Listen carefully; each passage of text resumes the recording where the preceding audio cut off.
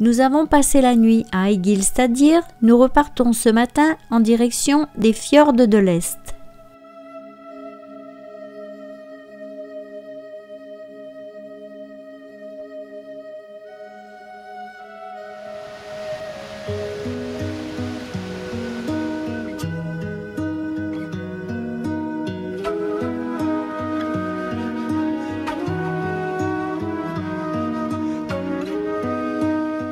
Vraiment peu de circulation sur les routes, seuls quelques moutons tentent une traversée périlleuse devant nous. Nous arrivons au village de Fáskrúðsfjörður qui était à la fin du 19e et début du 20e siècle l'un des principaux ports d'attache des marins français. Lors des campagnes de pêche, beaucoup de marins ont perdu la vie. Dans ce cimetière marin, 49 pêcheurs français reposent en paix.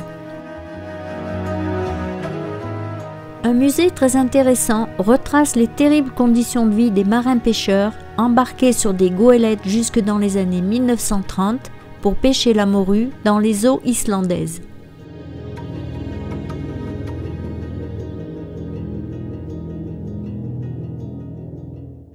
Dans des paysages de vallées et de montagnes, notre itinéraire nous conduit en bordure de mer le long de la côte est.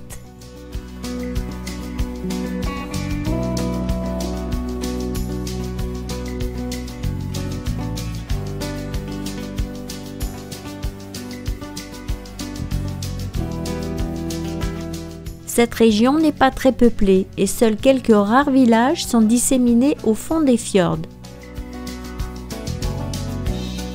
On peut voir en passant des bassins d'élevage de saumon.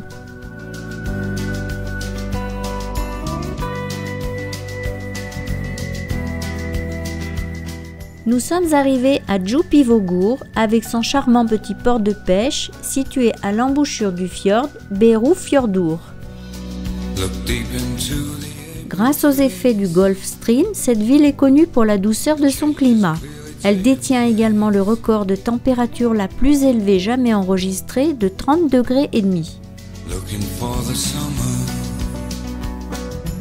En bord de mer, une œuvre d'art propose la réplique des œufs de 34 oiseaux nicheurs de la région.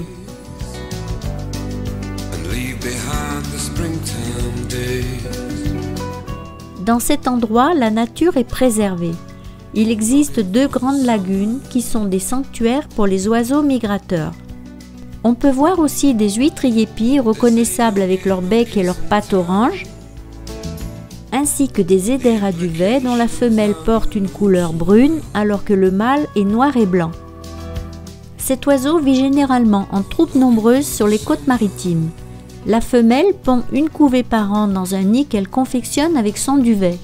Lorsque les petits sont partis, le duvet est récolté pour la confection des vêtements ou édredons. Ce paysage splendide est encadré par des montagnes massives dont les pics culminent à plus de 1000 mètres d'altitude.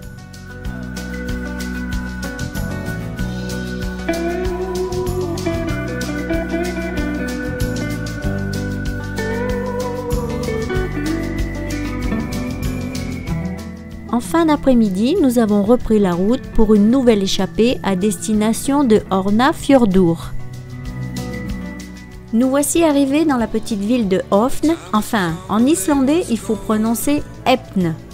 Elle est située à la pointe d'une péninsule sur la côte sud-est dans le fjord de Hornafjörður.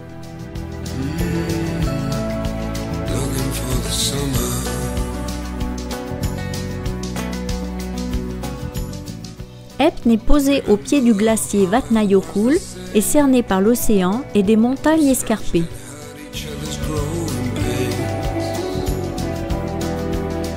On peut admirer les langues du glacier, elles semblent tomber dans l'eau à quelques kilomètres seulement du centre du village.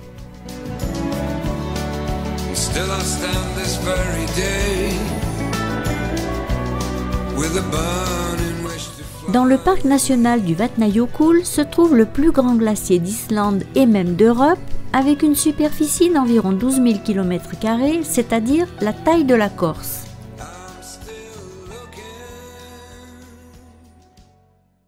Au pied du glacier Vatnajökull, s'étend une merveille de la nature, la lagune glaciaire Jökulsárlón. D'énormes icebergs détachés de la langue du glacier dérivent dans le lagon glaciaire. Certains icebergs sont colorés de traînées de cendres dues aux éruptions volcaniques.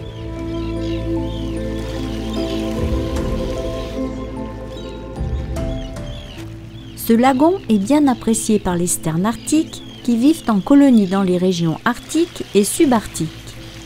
Au cours de leur migration, ces oiseaux effectuent un aller-retour d'environ 70 000 km à partir du nord leur aire de reproduction jusqu'au sud en Antarctique où ils hivernent. De ce fait, les sternes arctiques volent pendant 8 mois par an. Au cours de sa longue vie qui peut dépasser 20 ans, un individu moyen aura parcouru à peu près 800 000 km, c'est-à-dire un aller-retour sur la Lune.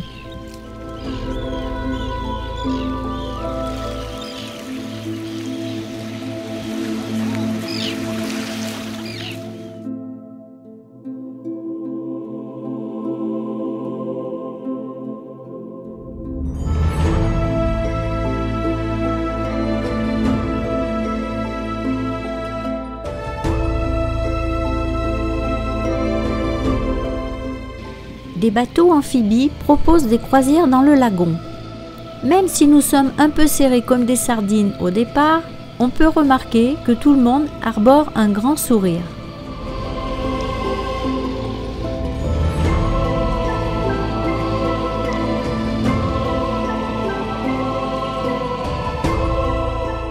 Avec environ 260 mètres de profondeur, le lagon Jökulsárlón est le lac le plus profond d'Islande.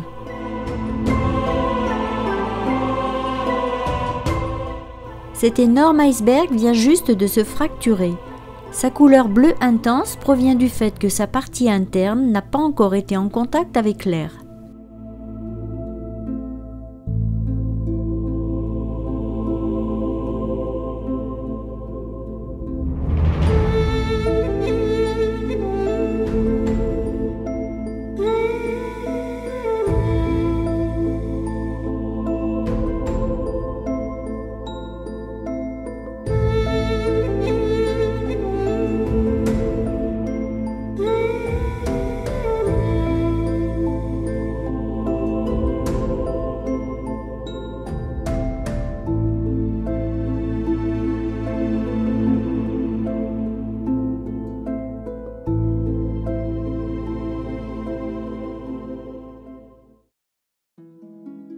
Une autre curiosité, ces énormes glaçons échoués sur la plage de sable noir.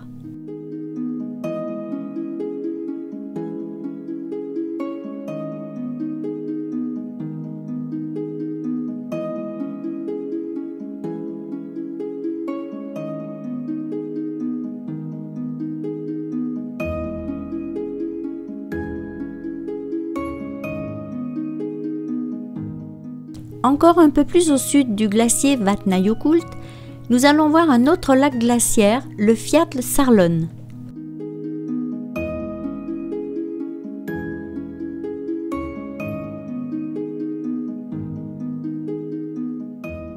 Il est beaucoup moins touristique que le précédent, pourtant le décor quasi arctique est sublime.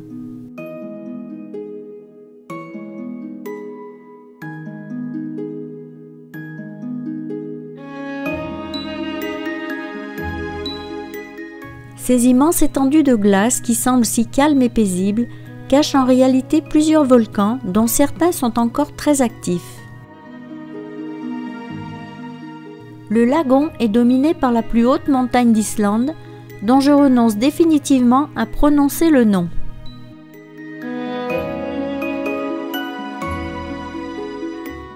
Depuis un sentier escarpé qui longe un autre glacier, le Svínafjallajökull, on a une impressionnante vue sur cet immense champ de glace.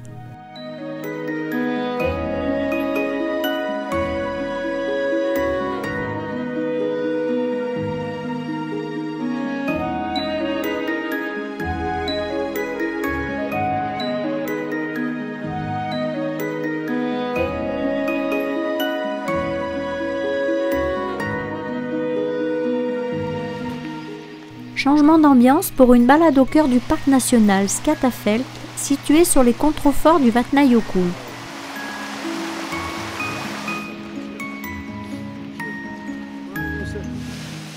Les colonnes de basalte hexagonales qui encadrent la cascade Svartifoss font d'elle l'une des plus belles d'Islande.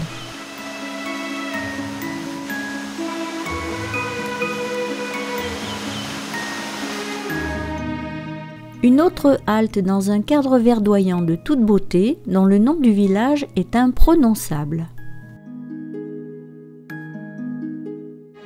Dans un pré à moutons au pied d'une falaise se trouve le Kirkjugolf. Il s'agit du sommet érodé d'un groupe d'orgues basaltiques hexagonales qui évoque un sol d'église pavée.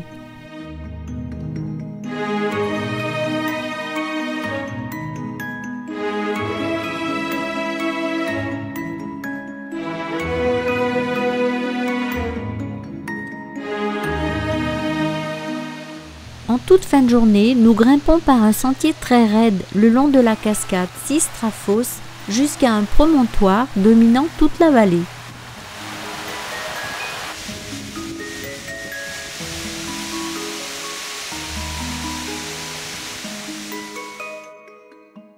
Sur le sommet se trouve le lac Sistravatn.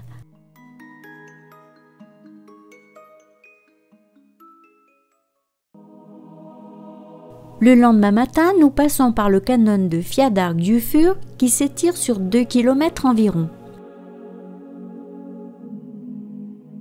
Un joli sentier longe le sommet de la falaise qui peut atteindre 100 mètres de profondeur par endroit.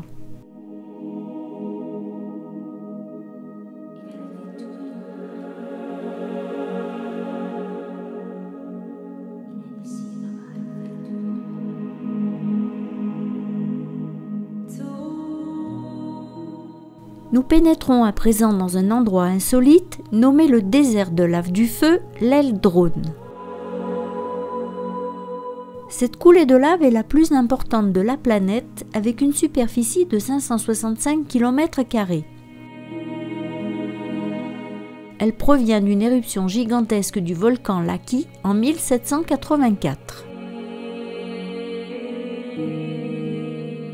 Ce désert est couvert d'une épaisse couche de mousse appelée Rhacomitrium.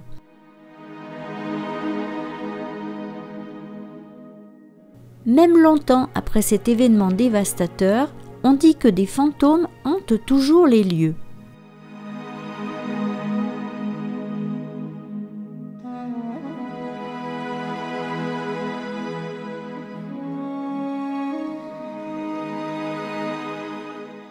Nous poursuivons notre voyage toujours plus au sud en direction de Vik.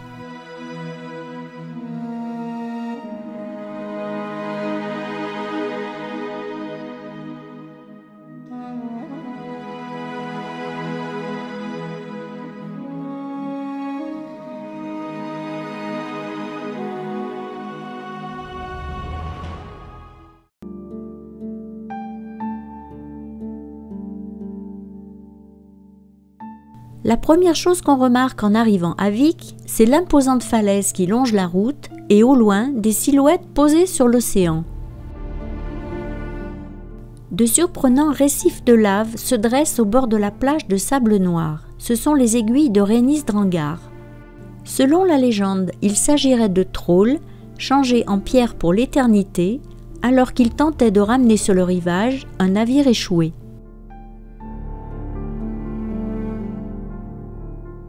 L'église qui surplombe le village avec son toit rouge forme un joli contraste avec les collines verdoyantes. L'angélique, superbe, pose en premier plan.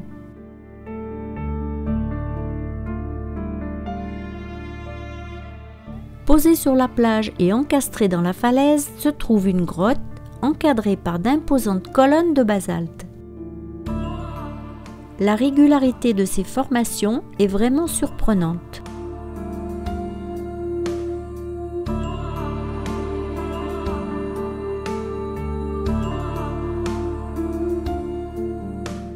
À l'intérieur de la grotte, on retrouve les orgues basaltiques sous un aspect bien différent.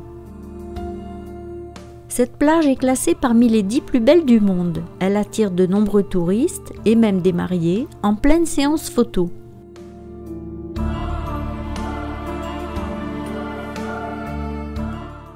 À côté de Vík, le cap d'Írolaey est le point le plus septentrional de l'Islande.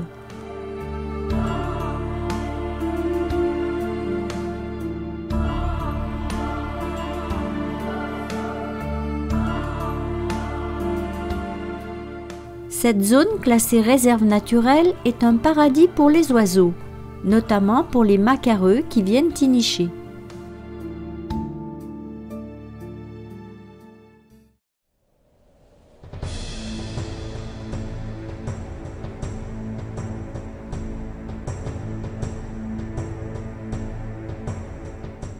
Une visite à ne pas rater à l'écomusée de Skógar.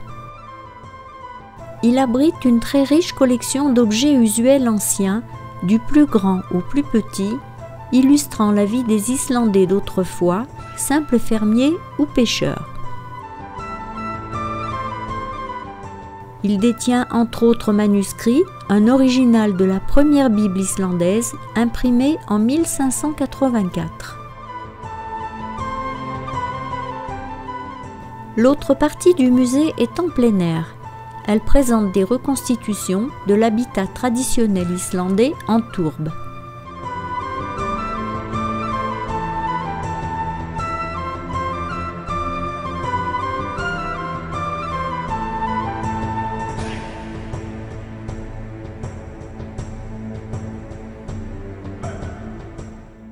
Certaines maisons de ce hameau étaient encore habitées jusque dans les années 1970.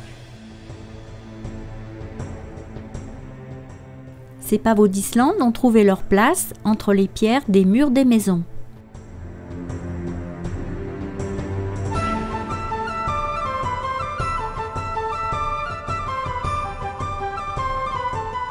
Une visite à l'intérieur nous plonge dans l'intimité de la vie des habitants de cette maison d'autrefois.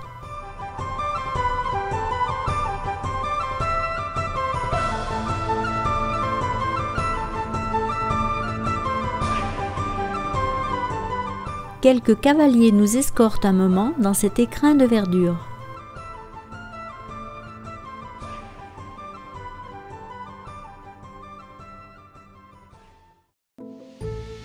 À quelques kilomètres seulement, nous découvrons la chute Skogafoss, l'une des plus célèbres et des plus visitées du pays.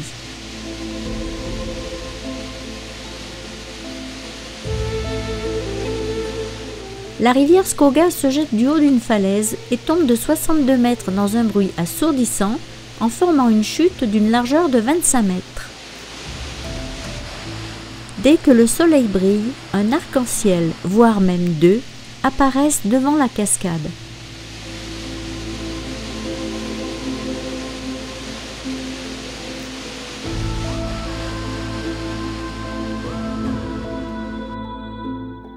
À peine plus loin, la superbe réputation des cascades d'Islande se vérifie encore. Celle-ci s'appelle Seljalandsfoss.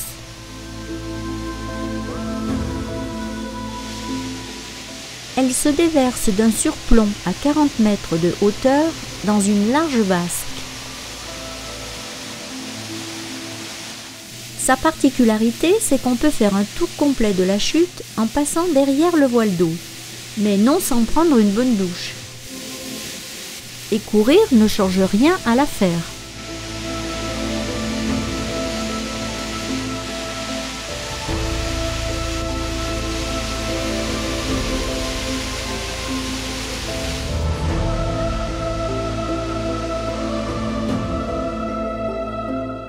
Et pour finir cette journée, quoi de mieux qu'une trempette dans un spa à 38 degrés. Après une bonne nuit de repos, nous voilà partis pour une longue route en direction du massif du Landmannalaugar. Nous avons dû changer d'itinéraire car la route d'accès à cette région est encore fermée à la circulation à cause de la neige. Après des kilomètres de piste, nous voilà plongés dans un décor de carte postale.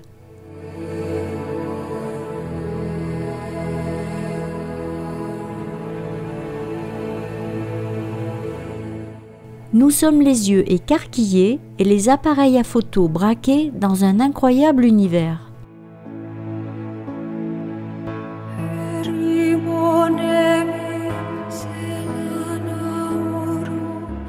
Le massif concentre des manifestations volcaniques variées dont résulte la richesse des paysages qui semblent peints par petites touches appliquées.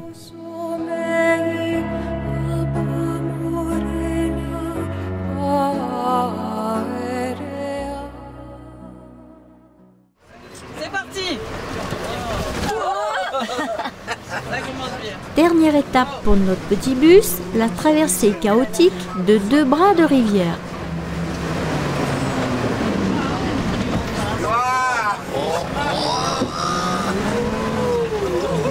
C'est l'aventure. C'est toujours notre vieux bus. Et comme le dit Denise, le Landmannalaugar C'est unique, unique. Nous atteignons enfin le bout de la route et le camp de base qui est le point de départ de toutes les excursions.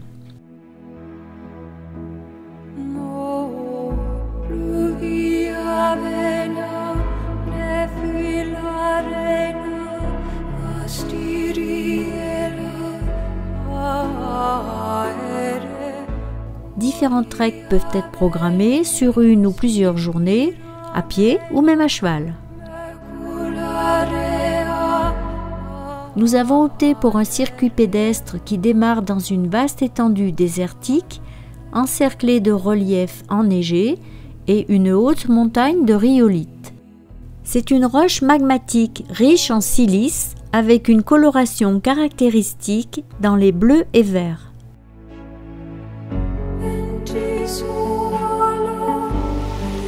Nous démarrons le long d'une rivière entre les névés et nous ne sommes pas tout seuls. Après ce passage à plat sans difficulté, chacun prendra un sentier différent selon l'itinéraire choisi.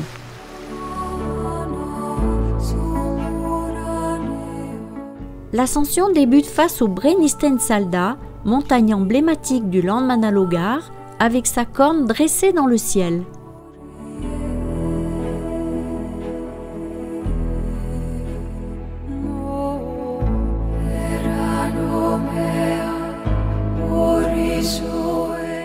Un peu plus haut, changement d'ambiance. L'activité volcanique du Landmannalaugar dévoile ici des aspects surprenants. Dans les coulées de lave, des solfatares colorent le sol de façon spectaculaire.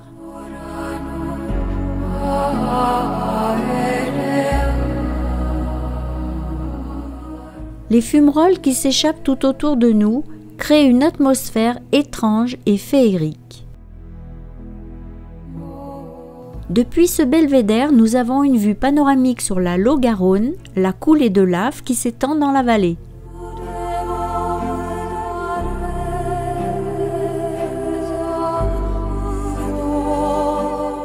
Les montagnes de rhyolite sont à l'origine de la notoriété du site. Elles sont teintées d'un camailleux de couleurs saisissants, avec en particulier ces dégradés de tons fauves typiques de la région.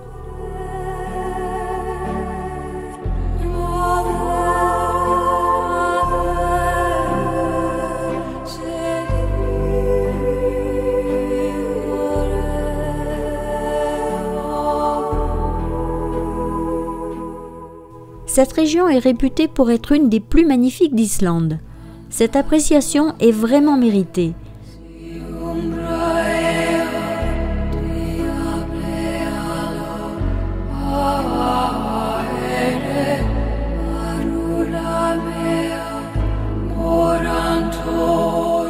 Nous avons effectué une grande boucle dans le massif. Notre circuit s'achève avec un retour au camp de base sur le versant opposé.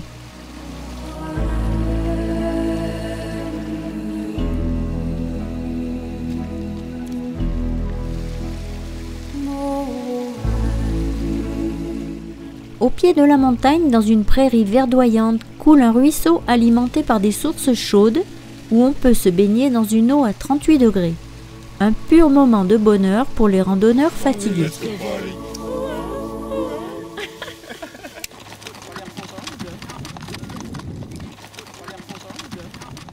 Une belle rencontre pour terminer notre superbe escapade au Landmannalaugar, le retour d'un groupe de cavaliers sur leur monture, suivi par une harde de chevaux en liberté.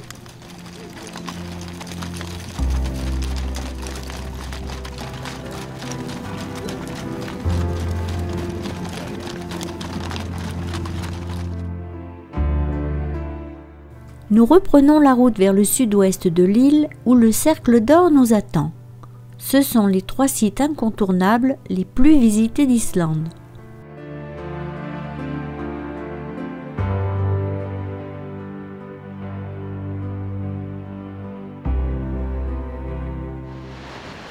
Le premier site est Gullfoss, dite la chute d'or.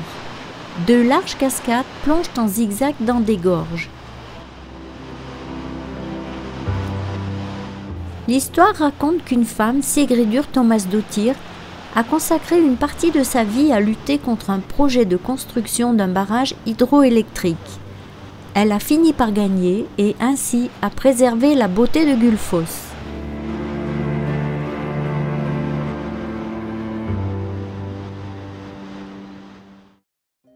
Gésir, le deuxième site, se trouve au milieu d'une végétation verdoyante et fleurie. La région, réputée pour ses geysers, vit au rythme des vibrations de la Terre. Le plus célèbre d'entre eux, appelé Gésir, qui signifie « celui qui jaillit », a donné son nom à tous les geysers du monde. Hélas, il s'est assoupi et ne se réveille que de manière très épisodique.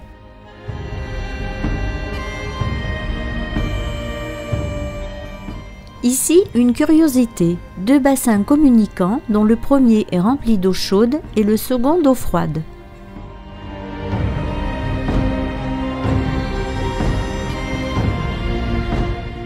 La vedette incontestée du site est le geyser Strókur. Il entre en éruption toutes les 5 minutes à peu près, en propulsant une puissante colonne d'eau bouillante pouvant grimper jusqu'à 20 mètres de haut.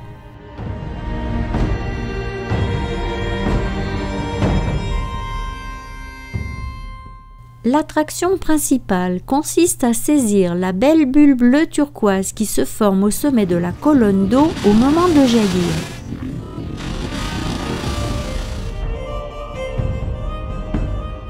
C'est un moment très attendu des spectateurs car aucun autre geyser ne présente cette particularité. Les photographes les plus patients sont quelquefois récompensés car la bulle apparaît en 1 seconde et explose aussitôt.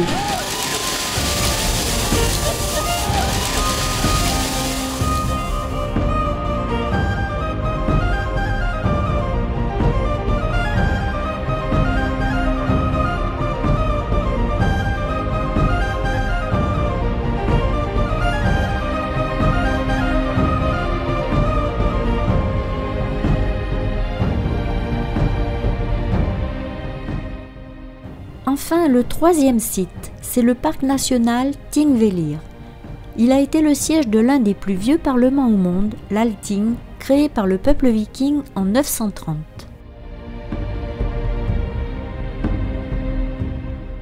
Il présente aussi le plus grand intérêt du point de vue géologique, car la plaine volcanique est traversée par un immense fossé d'effondrement qui marque le mouvement de l'écorce terrestre écartelée entre les plaques tectoniques nord-américaines et eurasiennes. Pour notre dernier jour en Islande, passage obligé à Blue Lagoon. L'eau naturellement riche en sels minéraux, silice et algues bleu-vert donne au lagon cette belle couleur bleu turquoise laiteuse.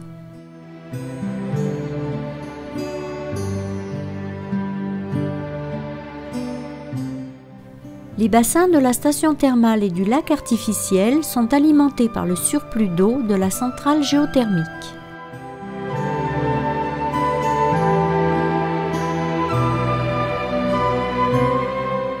Cette eau est réputée pour ses propriétés curatives, notamment pour les maladies de peau. Se baigner dans le lagon bleu, dans une eau à 40 degrés enveloppée d'un nuage de vapeur, est une expérience à vivre absolument. On ressort de là ressourcé et détendu, avec une peau douce et talquée, comme une peau de bébé.